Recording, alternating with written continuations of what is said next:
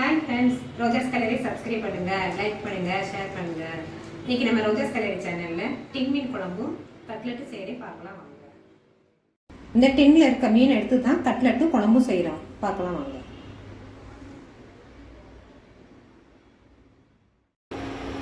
மீன் குழம்பு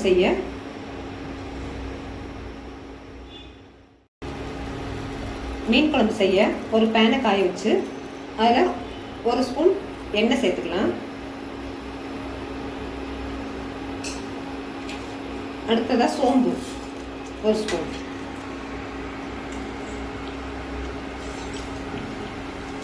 லைட்டா சோம்பு வதங்கினோன்னு சின்ன வெங்காயம் கொஞ்சம் பொடியா அரிஞ்சு வச்சிருக்கேன்.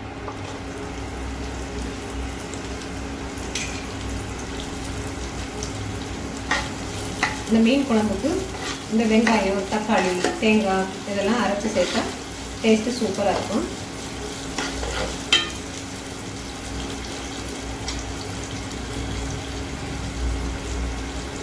அடுத்ததாக தக்காளி சேர்த்துக்கலாம்.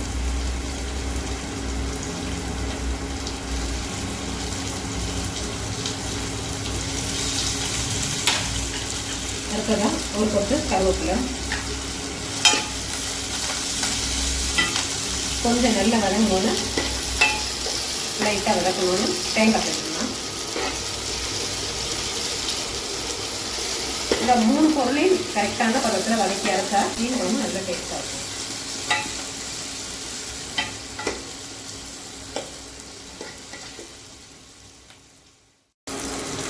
கொஞ்சம் பெருமை தேங்காய் எடுத்துக்கலாம், அதையும் லைட்டாக வதக்கிக்கலாம்.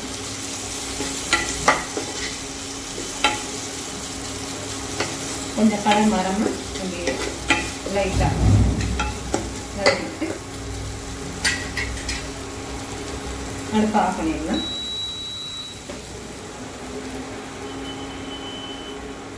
ஒரு சின்ன ஸ்பூன் மிளகாத்தூள் சேர்த்துக்கலாம்.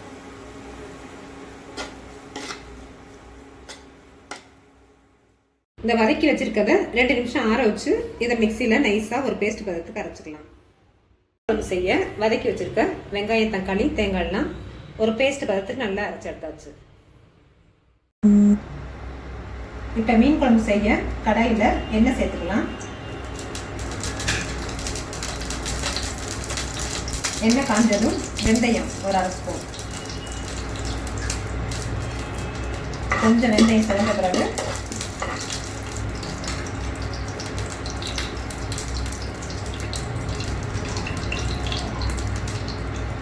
நைஸாக பெரிய வெங்காயத்தை பண்ணிட்டுருக்கேன்.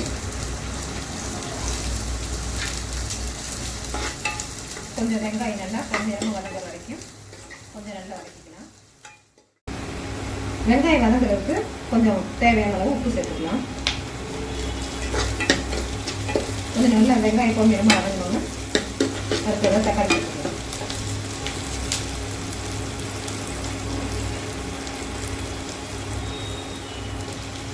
தக்காளி நல்லா பழமாக நெக்ஸ்ட்டாக கட் பண்ணி வச்சுருக்கேன். தக்காளி சேர்த்துக்கலாம். கொஞ்சம் கருவேப்பிலையும் கொஞ்சம் கொத்தமல்லி தண்ணி சேர்த்துருக்கேன். அதோட பூண்டு கொண்டு சேர்த்துக்கலாம்.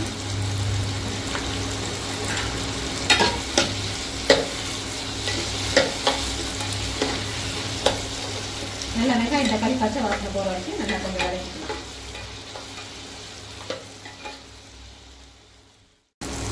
இப்போ நல்ல வெங்காயம் தக்காளி எண்ணெய் பிரிஞ்சு வந்துருக்கு.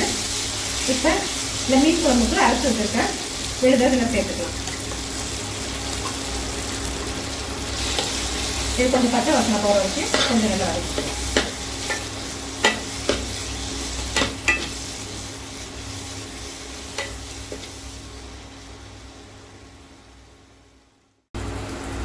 குழம்புக்கு மல்லித்தூள் சேர்த்துக்கலாம். அடுத்ததான் முதல்ல வதக்கும் போது கொஞ்சம் மிளகாத்தூள் சேர்த்துருக்கோம், அதனால காரத்துக்கு தகுந்த மாதிரி சேர்த்துக்கோங்க. நல்லா இதையும் பச்சை வாசனை போகிற மாதிரி கொஞ்சம் நல்லா வதக்கி வச்சு இதை லைட்டாக தண்ணி சேர்த்து வதக்கிக்கலாம். கொஞ்சம் நல்லா வதங்கட்டும்.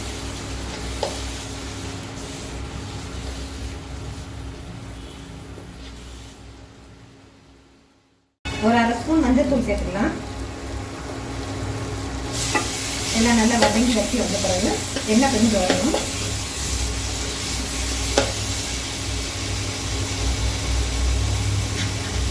நீங்கள் புளி குழம்புக்கு புளி எடுக்கிறதோட ஒரு மடங்கு கூட சேர்த்து புளி எடுத்துக்கணும். நான் புளியை கரைச்சி வச்சுருக்கேன்.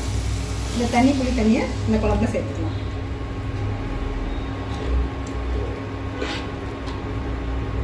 இப்போ நம்ம செஞ்ச இந்த மீன் குழம்பு ரெடி ஆயிடுச்சு.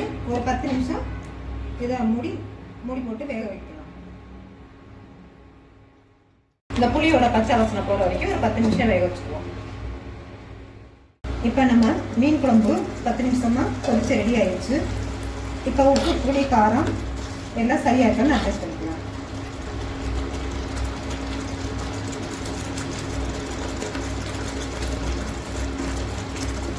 உப்பு கொஞ்சம் சேர்த்துக்கிறேன்.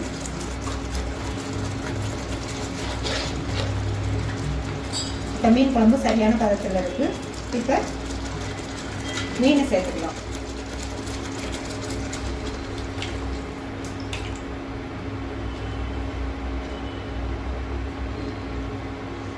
லைட்டாக ஒரு 5 நிமிஷம் கொதிச்சு வரட்டும். மூடி போட்டு மூடி வச்சுக்கலாம்.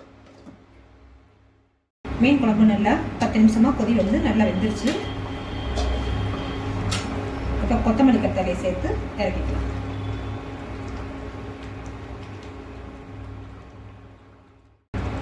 அடுப்பு ஆஃப் பண்ணிட்டு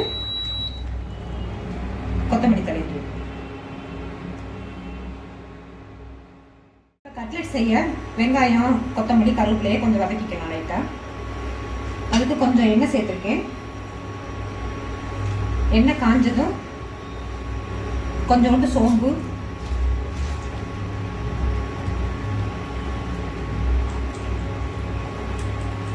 சின்ன வெங்காயம் பெரிய வெங்காயம் ரெண்டும் சேர்ந்து கலந்து நைஸாக நறுக்கி வச்சுருக்கேன். அதில் கொஞ்சம் கொத்தமல்லி புதினா.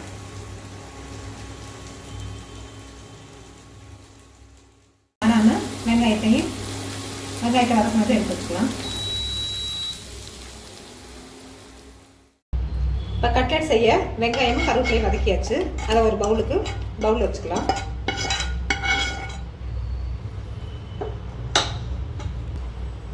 அடுத்ததாக உருளைக்கிழங்கு அவிச்சிட்டு நல்லா பிசைஞ்சு வச்சுருக்கேன். அதையும் இந்த கட்லெட் சேர்த்துக்கலாம்.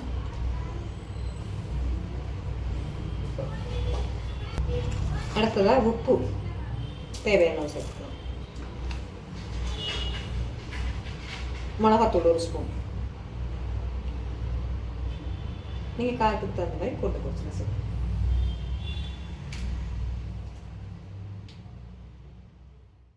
மஞ்சத்தூள் 1/2 ஸ்பூன்.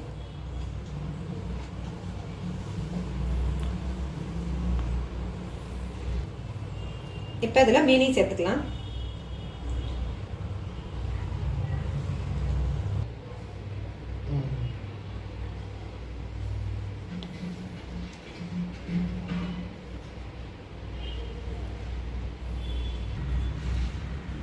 இப்போ கட்லெட்டுக்கு எல்லாத்தையும் ஒன்றா சேர்த்து நல்லா பிசைஞ்சுக்கலாம்.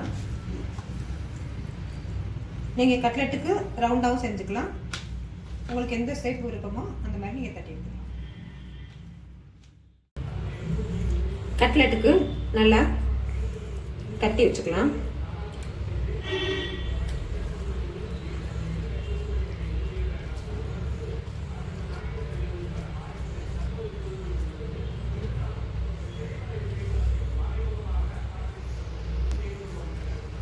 மீதம் இருக்க எல்லாத்தையும் ஒன்று சொன்ன மாதிரி எடுத்து தட்டி வச்சுக்குவோம்.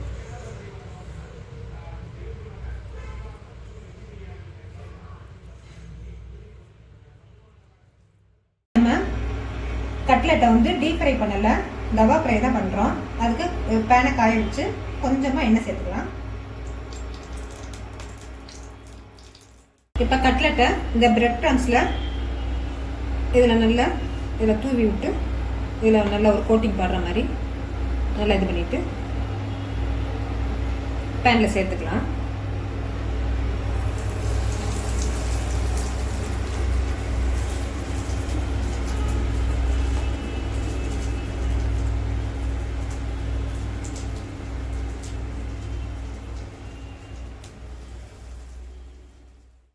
மொறுன்னு கட்லெட் ரெடி ஆயிடுச்சு. இந்த கட்லெட்டை சாதத்துக்கு மட்டும் இல்லாமல் ஸ்நாக்ஸாகவும் ஈவினிங் ஸ்நாக்ஸாகவும் செஞ்சு சாப்பிடலாம்.